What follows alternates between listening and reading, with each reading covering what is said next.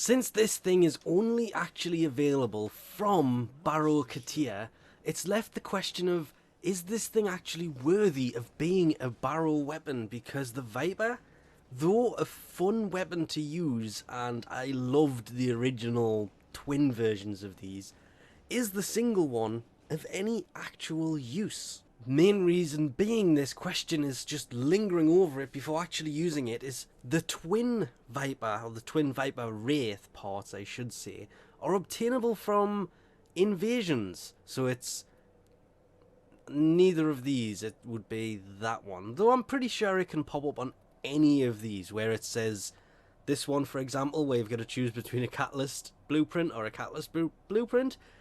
They'll pop up there, but sometimes it's one Wraith thing versus a Vandal thing, so kind of hard to actually get the parts to spawn. It just depends upon the luck of the invasion spawning, to be honest. I do have a Riven for the Viper, but it's not really that good, and I was just looking through, and in all honesty, I'm pretty much going to go for 4 Vs, possibly 5, and 1 dash, so I still keep the same thing that's here, apart from the fact that Pummel will be replaced with Prime Target Cracker, which mine is only at 12 points, so putting a V there will leave the same amount, and I may put a V in where this one is for Lethal Torrent, because Lethal Torrent, of course, if I can find it, will add more fire rate and more multi-shot, but for that you kind of need the primed slip magazine here for the bigger magazine, and pretty much keep it the same as I run the twin Vipers, because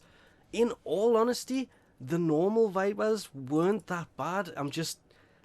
I want to hate on this thing because I know it's not supposed to be that good, but the Viper was my favourite weapon for so long and I want to give it every chance I can. And to be honest, since this thing arrived yesterday, there has been a lot of criticising them and hating on it, and yes, splitting the twin Viper Wraith was a weird thing to do, but I just wouldn't say it does half the damage. Yes, you have one of them instead of 2, but that is the only thing that makes it half the damage. You are carrying 1 rather than 2. This is obviously better than the normal Viper is, as it's supposed to be.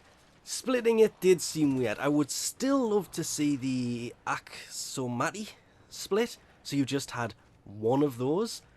Would have loved to have seen that.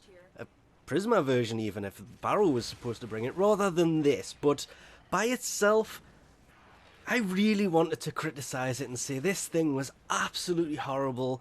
It's a Viper. Vipers are of no use for high-end missions. Just when it comes to harder missions, no. The Viper's just a no-go because it doesn't do enough damage, its fire rate is too high, its accuracy is too low, its crit, its status, it's more of a, let's call it an lower level mission type weapon. You can use it up to level 50 enemies, it still works fairly well. Past that, not so much.